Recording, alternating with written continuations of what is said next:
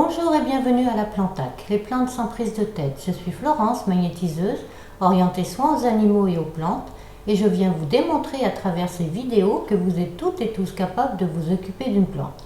Aujourd'hui, avec Poinsette et Polly, nous allons compléter et expliquer davantage ce qui a été dit dans la vidéo précédente. Alors, dans la vidéo précédente, nous avons parlé de terreau. Là, je pense que ça a été clair pour tout le monde.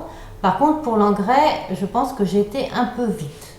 Donc, on reprend les bases. Alors, l'engrais, oui, c'est indispensable pour les plantes, mais pas tout le temps et pas vraiment n'importe comment. Donc, c'est le même principe que lorsque vous prenez des compléments alimentaires. Normalement, vous devez tout trouver dans votre nourriture de base. Mais il arrive parfois que pour des raisons plus ou moins claires, vous soyez déficient en fer ou en vitamine A, ou bref. Et bien pour la plante, c'est pareil. Donc, les nutriments, on les trouve normalement dans la terre, mais on va lui apporter un complément de nutriments pour qu'elle puisse se développer davantage. Donc, on part du principe que vous allez utiliser des bâtonnets, ce qui est quand même le plus simple, sauf si évidemment vous avez 60 ou 70 plantes, mais enfin je pense que là on parle aux débutants, donc vous allez commencer par une seule plante, donc les bâtonnets c'est très pratique.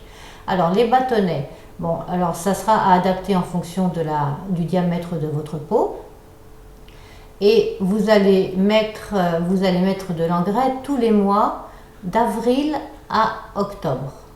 Alors là, vous me direz, oui, mais alors normalement, nous, c'est plutôt l'hiver qu'on a besoin de compléments alimentaires. Oui, l'hiver, son organisme se repose, donc elle n'a pas besoin de compléments nutritionnels. On la laisse tranquille, elle fera des feuilles, vous verrez, elle fera des feuilles, mais beaucoup moins. Donc on la laisse tranquille. Et on reprend l'apport d'engrais à partir d'avril de l'année suivante. Alors, l'engrais, oui, c'est comme le terreau, il en existe 1,5 milliard de sortes à peu près, et je n'exagère pas. Allez voir, c'est assez surprenant ce que le marketing peut faire. Donc on reste sur du basique, des petits bâtonnets adaptés à de la culture biologique, c'est suffisant, ça lui apporte ce dont elle a besoin. Alors maintenant, je ne vais pas vous interdire d'acheter l'engrais spécial pour la plante que vous avez. Après tout, tout existe, alors pourquoi pas. Mais franchement, ça ne sert à rien. Mais si vous avez envie vraiment de vous faire plaisir, allez-y. Et dans ces cas-là, si vous trouvez de l'engrais contenant du caviar, surtout ne vous privez pas. Achetez-le. Je suis sûre que votre plante sera ravie d'avoir un peu de poisson dans sa terre. Tout le monde sait que c'est quand même l'élément premier d'une plante, c'est le poisson.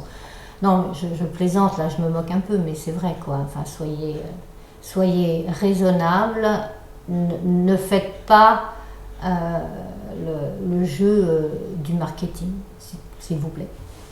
Donc voilà, c'est ce que je voulais préciser, c'était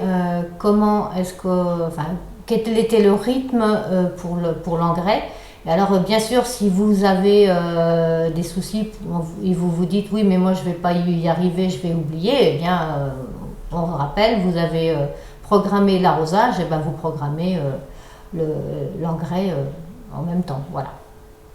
J'espère que là on a été clair, j'espère qu'on n'a rien oublié.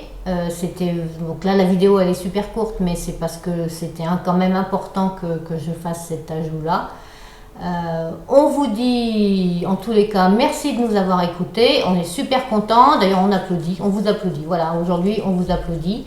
Si ça vous a plu, le pouce pailleté, le pouce rouge, le pouce vert, le pouce bleu, enfin bref, le pouce que vous voulez. Surtout abonnez-vous parce qu'il y aura plein de vidéos à suivre. Et on vous dit encore une fois merci et surtout à tout bientôt.